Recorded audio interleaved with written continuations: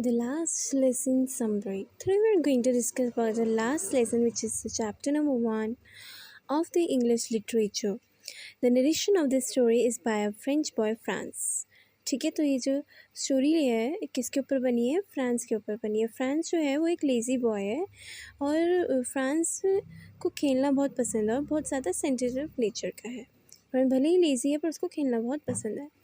Furthermore Franz hates his teacher. Franz जो है अपने मिस्टर हैमिल जो उसके टीचर होते हैं स्कूल में उसको हेट करता है and has no interest in studying French, और उसको फ्रेंच पढ़ने में कोई इंटरेस्ट नहीं होता है।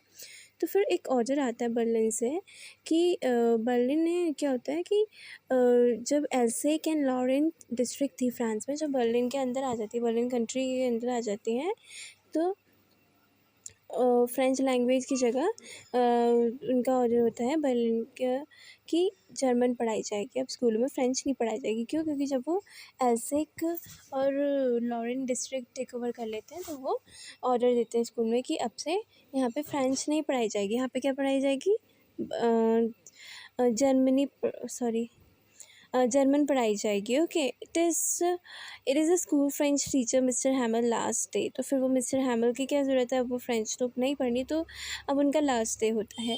This teacher has been working there for 40 years. और वो ये जो टीचर हैं वो वहाँ पे 40 ईयर से वर्क कर रहे हैं। Moreover the teacher has feeling a patriotic. Teacher थोड़े पेट्रियोटिक टाइप भी है ना। He is also full of nostalgia and grief. The village man also attends his last lesson so as to honour and respect him.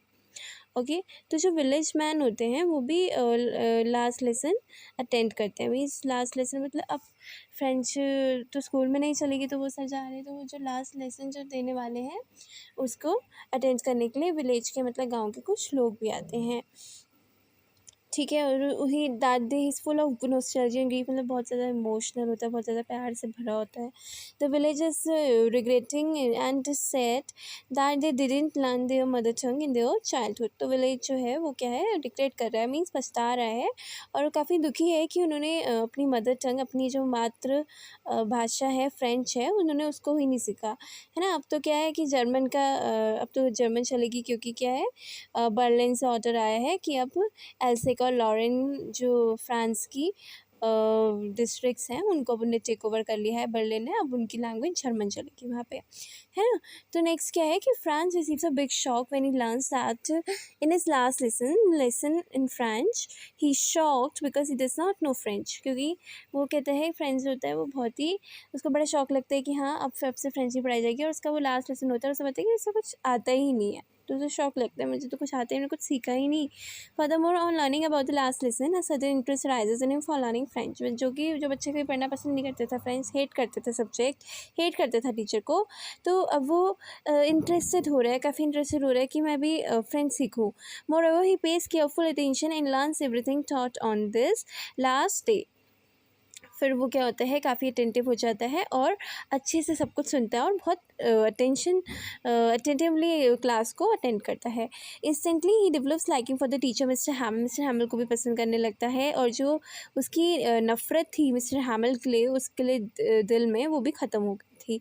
मोरेओवर Franz develop respect for the hard work and sincerity of his teacher. तो Franz जो है वो अपने teacher के लिए respect करते हैं कि उन्होंने इतने साल से इतना हार्ड वर्क किया, इतनी सिंसियरली उनको पढ़ाया है ना, तो उस चीज़ की वो रिस्पेक्ट करता है। उसको अब रियलाइज़ होता है जब उसके सर जा रहे होते हैं। Franz is sad and ashamed for being unable to recite his lesson. तो फ्रांस बहुत सैड होता है और उसको काफ़ी शर्मिंदगी महसूस होती है कि वो अपना लेसन नहीं सीख पाया। ठीक है, Hamel explains that they all are at fault for lacking eagerness to learn. ठीक है, क्योंकि किसी को हैमिल जो होते हैं टीचर होते हैं वो बताते हैं कि किसी को भी अंदर से चाहत ही नहीं थी सीखने की। Furthermore he also includes himself in his fault. वो कहते हैं मेरा भी फॉल्ट है। क्यों? He blames himself for lack of sincerity. वो कहते हैं कि हाँ आप लोगों ने भी अटेंशन पे नहीं किया और मैं भी जो है वो सिंसियर नहीं था आपको पढ़ाने के लिए, है ना। There is a reflection of his patriotism in his praise for the French language. तो वो काफ़ी मतलब एक मातृभाषा जो है उसको काफ़ी उसको काफ़ी रिस्पेक्ट दे रहे थे काफ़ी उसको, मतलब एक पेट्रियाटिज़्म मीन्स एक कंट्री वाली भावना जो होती है ना, उसके अपनी कंट्री के लिए जो भावना होती है उस हिसाब से उसको एक रिस्पेक्ट दे रहे थे, उसके लिए प्रेज़ कर रहे थे। He says the French language the most logical beautiful language in the world. तो फ्रेंच लैंग्वेज जो है वो काफ़ी ब्यूटीफुल है, बहुत लॉजिकल भी होती है। It seem the mister हैमल got emotional on this occasion. ऐसा लगता है कि जैसे कि हैमल जो है वो इमोशनल हो गए हैं।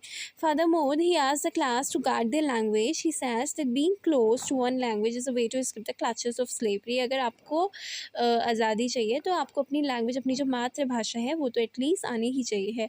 This language will assist them in attaining freedom from the Germans. और ये उनको जर्मन से फ्रीडम पाने में हेल्प करेगी। अगर आपको अपनी लैंग्वेज रहेगी, you will not be able to discuss anything with either, as well as you will not able to understand what is going on. So everyone should know its mother tongue.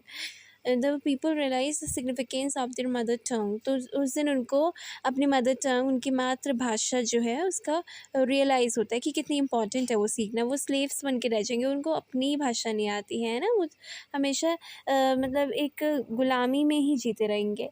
ठीक है। More over the feel the reason for this defeat is illiteracy. अब वो क्या कह रहे हैं, उनके हारने का रीज़न क्या है? इलिटरेसी, मतलब they are not educated, they don't have any knowledge regarding this subject. Friends feels that it is impossible to remove one language from a person. This is because it is something that is natural to a person. ठीक है। तो friends जो होता है वो कहता है कि ये कोई मतलब इम्पॉसिबल है कि आप किसी के दिल से कोई लैंग्वेज निकाल दो। ऐसा नहीं हो सकता, क्योंकि वो लैंग्वेज तो इंसान अपने नेचुरल है, अपने अपनी मर्ज़ी से सीखता है, अपने आसपास सुन के सीखता है। This means that no matter how hard the position may try they will fail to remove one's language. वो भले ही कितना पोजिशन, मतलब जो दूसरा बंदा है वो कितना ही क्यों ना ट्राई करे आपकी लैंग्वेज को ख़त्म करने के लिए, बट आप जो है वो उसे नहीं रिमूव करोगे, आप आपके दिल में वो रहेगी।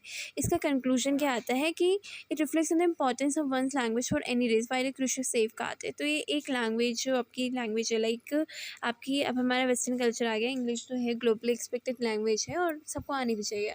ठीक है। तो मतलब अपनी वो तो एक्स्ट्रा लैंग्वेज आनी चाहिए, बट एटलीस्ट अपनी मातृभाषा है वो तो आनी चाहिए, नहीं तो आप दूसरी जगह में फीके पड़ जाएंगे, है ना।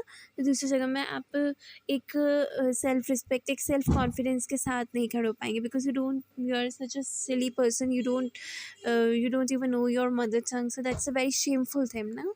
So this was all about the last lesson. Hope you have understood. So please like, subscribe and share my video.